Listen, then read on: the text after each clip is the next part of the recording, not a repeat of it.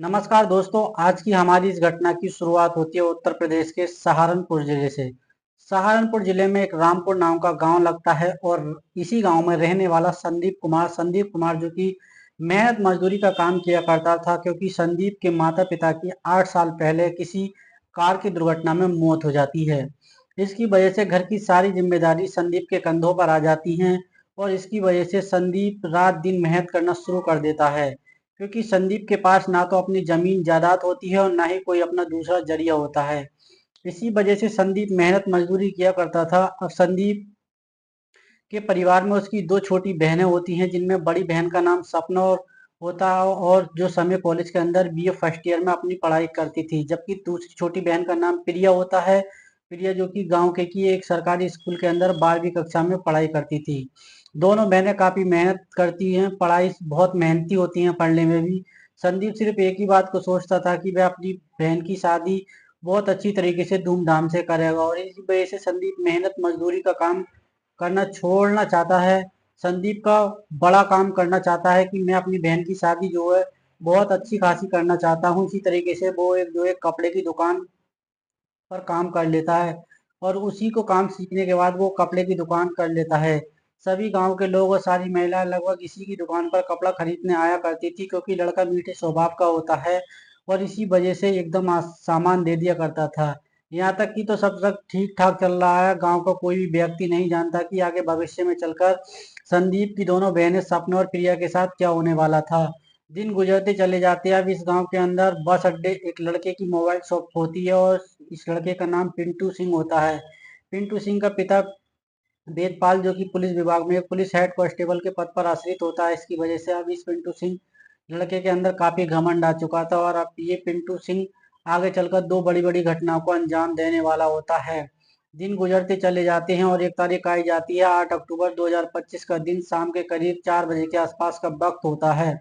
संदीप की छोटी बहन जो प्रिया होती है अपने घर के अंदर कामकाज कर रही है। उसी समय प्रिया अपना मोबाइल फोन उठाकर देखने लग जाती है। प्रिया देखती है कि आज उसके मोबाइल फोन की जो सिम होती है वह बिल्कुल खराब हो जाती है। प्रिया सोचने लग जाती है कि क्यों ना नई सिम खरीद ली जाए। इस तरह से प्रिया अपने घर से बाहर निकलती है और अपने भाई संदीप की दुकान पर चली जाती है। अपने भाई संदीप को कहने लगती है कि भाई, मेरे मोबाइल फोन की सिम खराब हो चुकी है और मुझे नई सिम खरीदनी है। लेकिन भाई संदीप अपनी दुकान के अंदर कामकाज में व्यस्त होता है। भाई संदीप अपनी बहन प्रिया को कहने लगता है कि तुम ऐसा करो, कोई ना कोई नया सिम खरीद लो, और नई सिम खरीदने के लिए तुम्हें अपना आधार कार्ड ले जाना पड़ेगा। अब इसके बाद उसका भाई संदीप कुछ पैसे देता है और ये लड़की प्रिया अपने घर जाती है। आधार कार्ड उठाकर वहां गांव के बस अड्डे पर आ जाती है। थोड़ी देर के बाद ये लड़की प्रिया वहां अब इस पिंटू सिंह नाम के लड़के की दुकान के अंदर चली जाती है। दुर्भाग्यवश उस दुकान पर कोई भी आज कस्टमर नहीं होता है और जैसे ये लड़की प्रिया इस दुकान के अंदर जाती है तो पिंटू सिंह नाम के लड़के की नजर इस लड़की प्रिया पर पड़ जाती है। और पिंटू सिंह जब इस लड़की की खूबसूरती को देखता है तो पिंटू सिंह की नीयत इस लड़की पर खराब हो जाती है। पिंटू सिंह अपने मन ही मन इच्छा को जगा लेता है, किसी न किसी तरीके से इस लड़की को हासिल करना चाहता है। इसके बाद ये लड़की प्रिया पिंटू सिंह को कहने लगती है कि मुझे एक नई सिम खरीदनी है, और कोई पिंटू सिंह इसकी तरफ नजर उठाए हुए कहने लगता है कि मुझे अपना आधार कार्ड दे दो। और इसके बाद ये लड़की इसको आधार कार्ड दे देती है। फिर ये लड़का नई सिम इसको देने के लिए तैयार हो जाता है। जैसे ही पिंटू नई सिम दे रहा होता है तो वह इस लड़की को अजीब तरीके से छूने की कोशिश करने लग जाता है। लेकिन लड़की सोचने लग जाती है कि शायद गलती से इसका हाथ लग चुका होगा, लेकिन जो पिंटू सिंह होता है बार बार इसी काम को दोबारा करने लगता है। अब इसको लगातार अजीब तरीके से छूता जाता है। इस बात पर लड़की बेहद गुस्सा आ जाता है। लड़की इसकी बात का विरोध करते हुए इसके गाल पर एक तमाचा जड़ देती है। जैसे ही तमाचा मारा जाता है तो इसकी गूंज जो है दुकान से बाहर चली जाती है। पिंटू सिंह को इस बात पर गुस्सा आ जाता है। पिंटू सिंह सोचने लग जाता है कि इस लड़की ने मुझे थप्पड़ क्यों मारा है। पिंटू सिंह उसी समय प्रिया को धमकी देता है और कहता है कि इस बात का बदला मैं जरूर लूंगा। तुम नहीं जानती हो कि मेरा जो पिता है वो पुलिस स्टेशन में एक पुलिस ऑफिसर है। उस तरह से इस लड़की को वहां पर डराने की कोशिश की जाती है, लेकिन प्रिया होती है वह इन सारी बातों को नजरअंदाज कर देती है। प्रिया सोचने लगती है कि चलो, घटना है घट चुकी है, और इस तरह से बिना सिम लिए प्रिया इस दुकान से निकलकर अपने घर पर आ जाती है। लेकिन प्रिया नहीं जानती थी कि आगे भविष्य में चलकर ये लड़का पिंटू सिंह किसी बड़ी घटना को अंजाम देने वाला होता है। और इस तरह से दिन गुजरते चले जाते हैं और एक तारीख आ जाती है 15 अक्टूबर 2025 का दिन। सुबह के करीब 9 बजे के आसपास का वक्त होता है और प्रिय की बड़ी बहन सपना देवी अपने पूरे परिवार के लिए खाना तैयार करती है और इसके भाई संदीप को खाने के बाद अपनी दुकान पर चला जाता है। थोड़ा वक्त गुजर जाने के बाद लड़की प्रिया अपने स्कूल में जाने के लिए अपने घर से बाहर निकलती है। जैसे ही बस अड्डे पर पहुंचती है तो बस अड्डे पर लड़के पिंटू सिंह की दुकान होती है और पिंटू सिंह की नजरें प्रिया पर पड़ जाती हैं। पिंटू सिंह उसी समय अपने मन में ठान चुका होता है कि आज इस लड़की को जो है उठाना है और इसके साथ गलत काम करना है। पिंटू सिंह उसी समय अपने गांव की एक दोस्त दुकान सोनू के पास फोन कॉल करता है और सोनू को कहता है कि आज संदीप की छोटी बहन प्रिया को उठाना है, फिर आगे का काम मैं संभाल लूंगा। अब इसके बाद लड़का पिंटू सिंह अपने दोस्त सोनू को कहता है कि तुम अपनी मोटरसाइकिल लेकर मेरे दुकान पर आ जाओ। थोड़ी देर के बाद ये लड़का सोनू अपने घर से मोटरसाइकिल उठाता है और लड़के पिंटू सिंह की दुकान पर पहुंच जाता है। कुछ देर तक दोनों बैठकर वहां पर बातचीत करते हैं। जैसे ही 2 मिनट का वक्त गुजर जाता है तो दोनों ही लड़के इस दुकान से बड़े बड़े पेचकस उठाते हैं और फिर मोटरसाइकिल पर बैठकर उस लड़की प्रिया का पीछा करने लग जाते हैं, क्योंकि लड़की हमेशा घर से पैदल ही जाया करती थी और गांव से ही स्कूल तक की दूरी लगभग 2 से 3 किलोमीटर की होती है। इसी बात का ये लड़के फायदा उठाना चाहते हैं। अब बीच रास्ते में ये लड़का पिंटू सिंह अपने दोस्त सोनू को कहने लगता है, सोनू वो लड़की मुझे अच्छे तरीके से जानती है, तू ऐसा कर किसी तरीके से बेला फुसलाकर उसको अपनी मोटरसाइकिल पर बैठा लेना और इसके बाद खेत की तरफ चल पड़ना। जैसे ही तुम खेतों में चल पड़ो जाओगे तो उसके बाद मेरे पास फोन कॉल कर देना। और इस तरीके से ये लड़का सोनू अब इस लड़की का पीछा करने लग जाता है। जैसे ही सोनू मोटरसाइकिल इस लड़की प्रिया के पास पहुंचती है तो लड़का सोनू प्रिया को कहने लगता है कि प्रिया मैं तुम्हारे स्कूल की तरफ जा रहा हूँ, तुम मेरी मोटरसाइकिल पर बैठ जाओ और इसके बाद मैं तुम्हें स्कूल में ड्रॉप कर दूंगा। लड़की विश्वास करके प्रिया इसकी मोटरसाइकिल पर बैठ जाती है। अब जैसे ही लड़की इसकी मोटरसाइकिल पर बैठ जाती है तो मोटरसाइकिल चलना शुरू हो जाती है।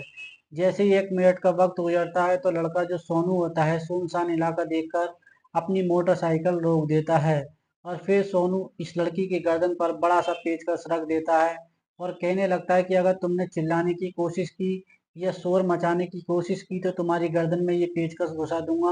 और जैसे ही लड़की की धमकी दी जाती है लड़की उसी समय डर जाती है।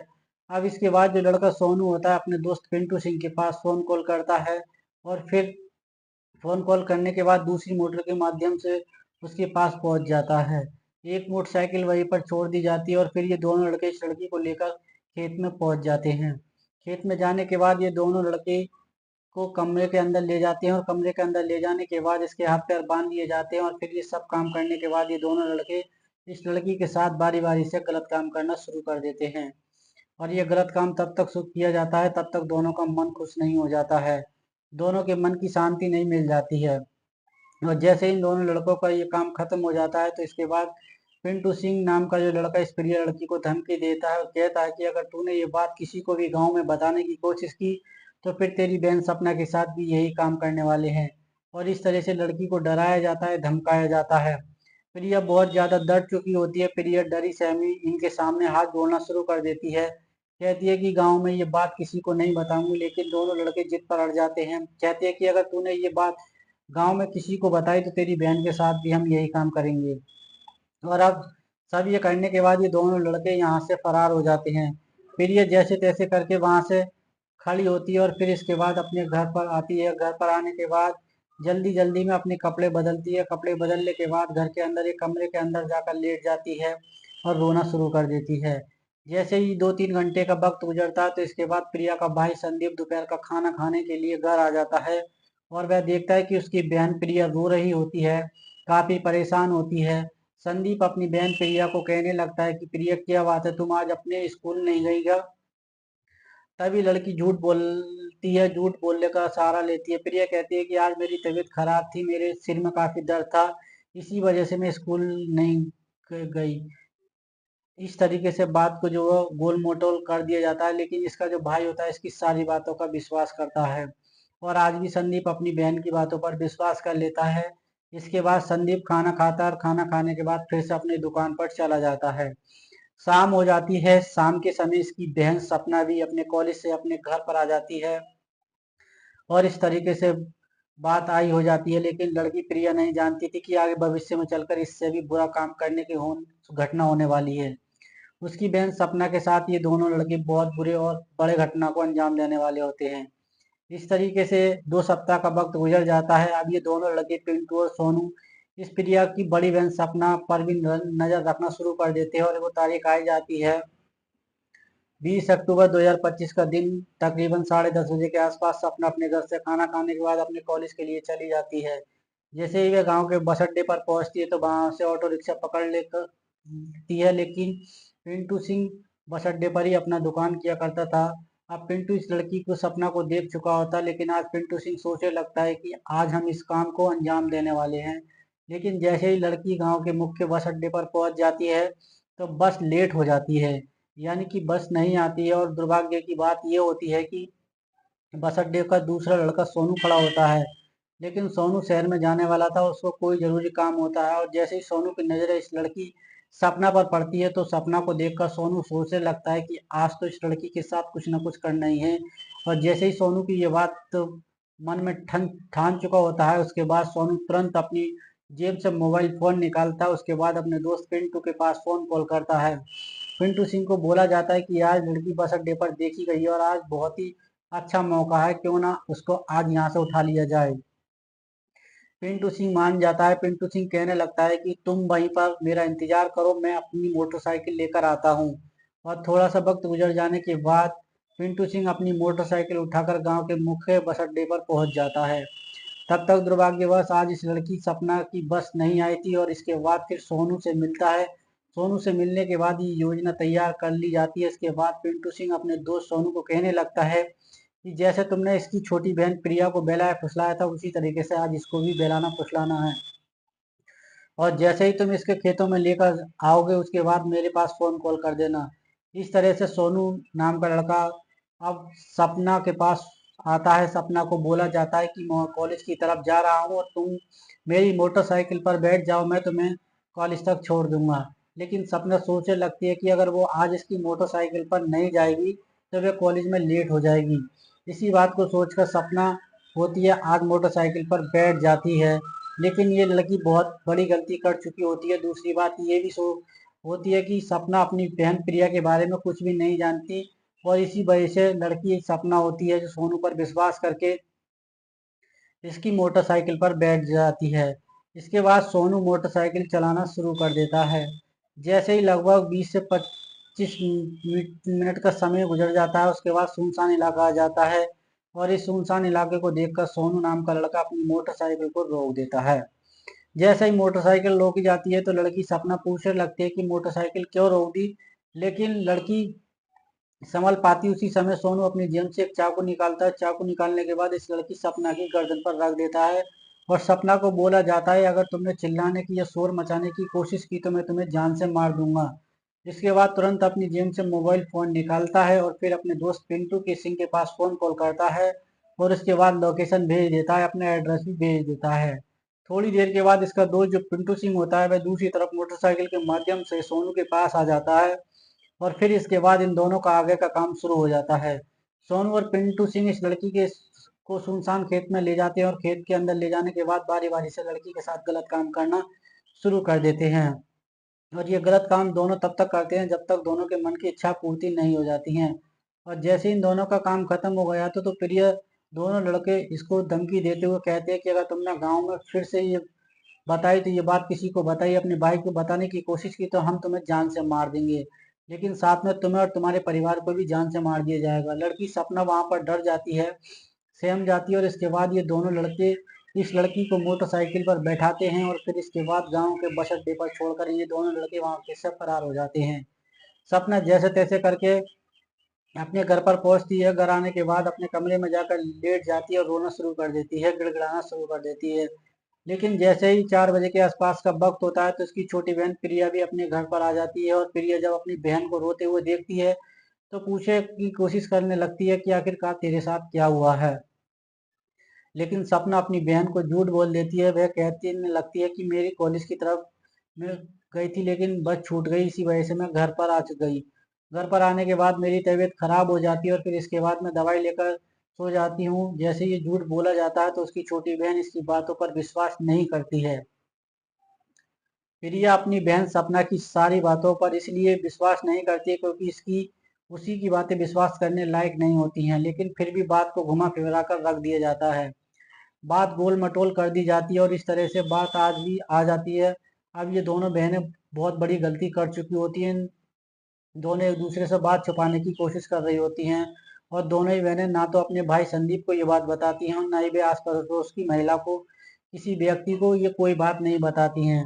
इस तरीके से पिंटू और सोनू की हिम्मत बढ़ चली जाती है। आखिरकार एक तारीख आई जाती है, 20 अक्टूबर 2025 का दिन, सुबह के करीब 9 बजे के आसपास का वक्त। प्रिया अपने स्कूल में पढ़ाई करने जाती है, दिन भर पढ़ाई करती है और पढ़ाई करने के बाद जैसे ही 4 बजे के आसपास स्कूल की छुट्टी होती है, तो ये दोनों लड़के पिंटू सिंह और सोनू आज छुट्टी होने का इंतजार कर रहे होते हैं, क्योंकि पिंटू सिंह और सोनू इस बात जानते थे कि लड़की पैदल आती है। बाकी लगभग सारे बच्चे अपने स्कूल से साइकिल से आते जाते थे गांव में और वो पहुंच जाया करते थे। सोनू और पिंटू सिंह जैसे ही इस लड़की के बाहर निकलने का इंतजार कर रहे होते हैं, फिर ये लड़की घर की तरफ आती है पैदल, और बीच रास्ते में पिंटू सिंह और सोनू आज इस लड़की को उठा लेते हैं, अपने खेत में ले जाते हैं। खेत में ले जाने के बाद इस लड़की के साथ वही गलत काम, गंदा काम करना शुरू कर दिया जाता है और इसके बाद ये दोनों लड़के इस लड़की को गांव छोड़कर भी जाते हैं। फिर ये दोनों लड़के गायब हो जाते हैं, फरार हो जाते हैं। लेकिन आज भी ये लड़की ना तो अपनी बहन को कुछ बताती है और ना ही अपने भाई को कुछ बताती है। कई दिन का वक्त गुजर जाता है, इस लड़की के साथ बहुत बार गलत काम होता चला जाता है और इस तारीख से एक तारीख आई जाती है, 14 दिसंबर 2025 का दिन, सुबह के करीब 7 बजे के आसपास का वक्त होता है। लड़की प्रिया अपने घर के अंदर छोटे मोटे काम काज निपटा रही थी और इसकी बड़ी बहन सपना भी अपने कॉलेज में जाने के लिए तैयार हो रही थी। इसका भाई संदीप अपनी दुकान पर जा चुका था, लेकिन प्रिया की तबीयत खराब होने लग जाती है। उसका मन विचलित होने लग जाता है, उसको चक्कर से आने लग जाते हैं और थोड़ी थोड़ी उसको उल्टियाँ भी होना शुरू हो जाती हैं। इसके बाद सपना अपनी बहन प्रिया को पूछती है कि आखिर तुम्हें तबीयत में क्या कमी है। इसके बाद प्रिया कहने लगती है कि कई दिनों से मेरे साथ ऐसा हो रहा है। सपना सारी बातों को समझ जाती है। सपना कहने लगती है कि तूने जरूर किसी के साथ उल्टा सीधा काम किया है, इसी वजह से तेरे साथ ये सब हो रहा है। प्रिया वहाँ पर रोना शुरू कर देती है। रोते रोते आज वो अपनी चुप्पी तोड़ देती है और इसके बाद प्रिया अपनी पूरी कहानी को अपनी बहन सपना के सामने खोल देती है। जैसे ही सपना को ये बात पता चलता है तो सपना भी वहां पर फूट फूट कर रोना शुरू कर देती है। सपना अपनी बहन प्रिया को कहने लगती है कि उन दोनों लड़कों ने हम दोनों बहनों की इस तरीके से जिंदगी बर्बाद कर दी है। उन्होंने हमारे साथ भी ये गलत काम और गंदा काम कई बार किया। इस तरीके से दोनों बहन लगातार बातचीत कर रही होती हैं। दोपहर का समय हो चुका होता है। आज दोनों ही बहनें यहाँ जो अपने कॉलेज में आ जाती हैं और ना ही अपने स्कूल में जाती है, और आज दोनों सोचने लगते हैं कि इस बात को पूरे परिवार को पता चलनी चाहिए। और जैसे ही दोपहर के लगभग 2 बजे के आसपास भाई संदीप खाना खाने के लिए घर पर आता है तो दोनों बहनें भाई से लिपट कर रोना शुरू कर देती हैं। भाई संदीप दोनों बहनों से पूछने लगता है कि आखिरकार तुम्हारे साथ क्या हुआ है, तुम इतनी जोर जोर से क्यों रो रही हो। इसके बाद प्रिया अपनी पूरी घटना अपने भाई को बताना शुरू कर देती है। अब कहानी को जो है बताती है। जैसे ही संदीप को ये बात बताई जाती है तो संदीप का गुस्सा 7वें आसमान पर चढ़ जाता है। उसके पैरों तले जमीन खिसक जाती है। संदीप सोचने लगता है कि उसकी दोनों बहनों की जिंदगियां इन दोनों लड़कों ने खराब कर दी है। संदीप किसी बड़े घटनाक्रम को अंजाम देने के बारे में सोचने लगता है। संदीप तो अपनी दोनों बहनों को सद्भावना देता है, कहता है कि बदला जरूर लिया जाएगा। लेकिन बड़ी बहन सपना भाई संदीप को कहने लगती है कि उसका पिता पुलिस विभाग में पुलिस दरोगा है और पुलिस थाने में अगर हम जाते हैं तो वह वहाँ पर मामला सुलझने वाला नहीं है। लेकिन संदीप करने की वजह ठान चुका होता है कि आज 5 बजे के आसपास का वक्त होता है। संदीप अपने घर में हथियार देखना शुरू कर देता है। उसके हाथ में एक बड़ा सा हथौड़ा आ जाता है। हथौड़ा लेकर जैसे ही वो घर से बाहर चल पड़ता है तो फिर उसके बाद इसकी दोनों बहनें इसको रोकने लग जाती है। लेकिन संदीप अपनी दोनों बहनों को कमरे में बंद करता है और उसके बाद ये अपने घर से हथौड़ा लेकर बाहर निकल जाता है। कई जगह पिंटू सिंह और सोनू की तलाश की जाती है। सबसे पहले ये लड़का पिंटू सिंह की मोबाइल शॉप पर जाता है। मोबाइल शॉप पर आज बंद पड़ी होती है और जैसे ही इधर इधर भटकता हुआ कई जगह पर पूछता है कि तुमने पिंटू सिंह और सोनू को देखा है तो नहीं है कहीं। इसको पता चलता है कि दोनों लड़के खेत के अंदर बैठकर शराब पी रहे हैं। जैसे ही संदीप को ये बात पता चलती है तो संदीप उसी समय खेत की तरफ चल पड़ता है और थोड़ी देर के बाद संदीप भी खेतों में पहुंच जाता है। खेत में जाने के बाद संदीप देखता है कि दोनों लड़के शराब के नशे में धुत पड़े हैं। इस तरह से संदीप दोनों के पास आ जाता है। संदीप इन दोनों से कोई बातचीत नहीं करता है। संदीप मौका पाते ही पिंटू सिंह के सिर में एक जोरदार हथौड़ा मार देता है। इसकी वजह से पिंटू सिंह होता है नीचे गिर जाता है, लेकिन संदीप सिंह सिर में कई बार हथौड़ा मार देता है और जिसकी वजह से वहां पर मौके पर अपना दम तोड़ देता है। अब सोनू भागने की कोशिश करने लगता है, लेकिन संदीप इसको वहीं पर पकड़ लेता है। इसके सिर में भी 3-4 बार हथौड़े मार दिए जाते हैं, लेकिन लड़का संदीप गुस्से में होता है और वह लगातार इसके सिर में हथौड़ा मारता चला जाता है।